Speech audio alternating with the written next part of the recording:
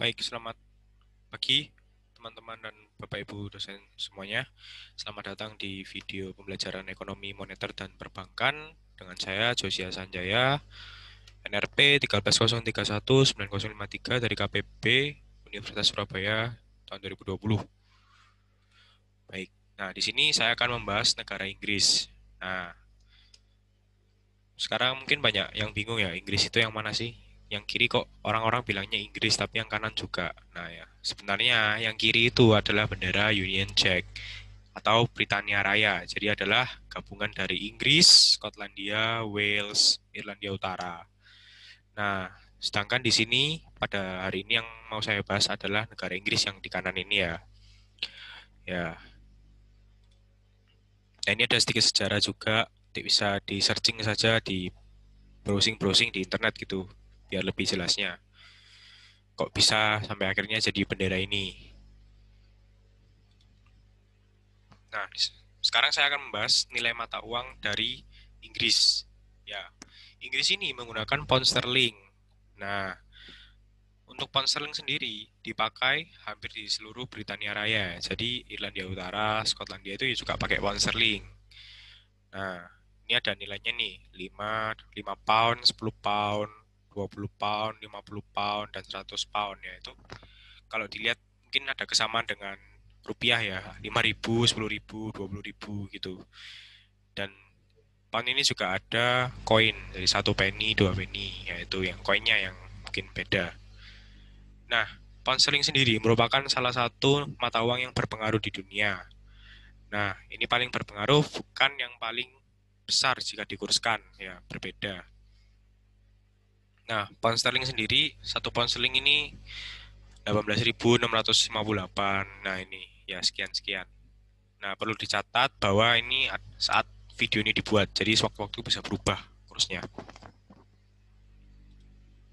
Nah, sekarang saya akan membahas bank sentralnya Inggris atau Bank of England namanya. Nah, fungsinya itu juga sama seperti BI, hampir mirip, mengendalikan nilai inflasi. Ya, sama sih, bukan mirip. Ya, mengendalikan nilai inflasi itu dengan cara apa ya? Ini yang pertama ada mengendalikan inflation rate-nya.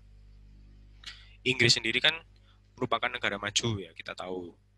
Nah, inflation rate di Inggris ini stabil nilainya. Nah, kenapa sih mereka mau stabil dan punya target? Nah, target itu ya untuk membantu menstabilkan nilai inflasinya. Makanya mereka punya target.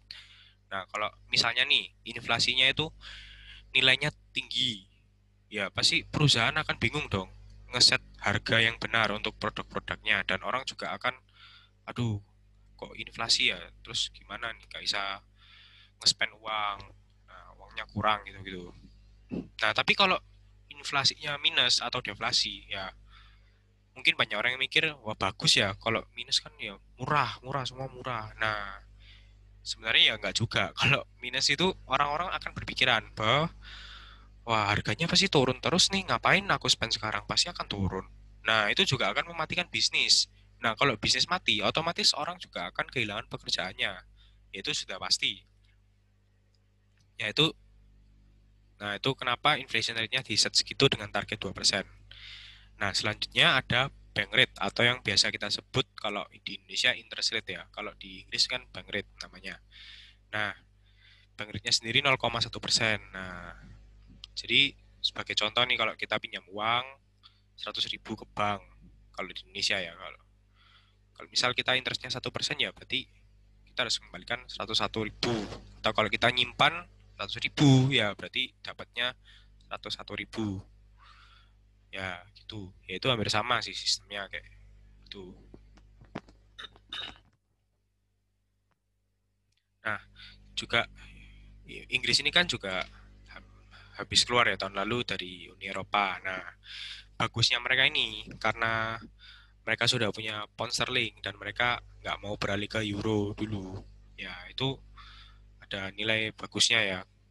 Soalnya kalau mereka ganti euro, terus mereka tiba-tiba keluar dari Uni Eropa kan anjlok pasti nilai pound sterling.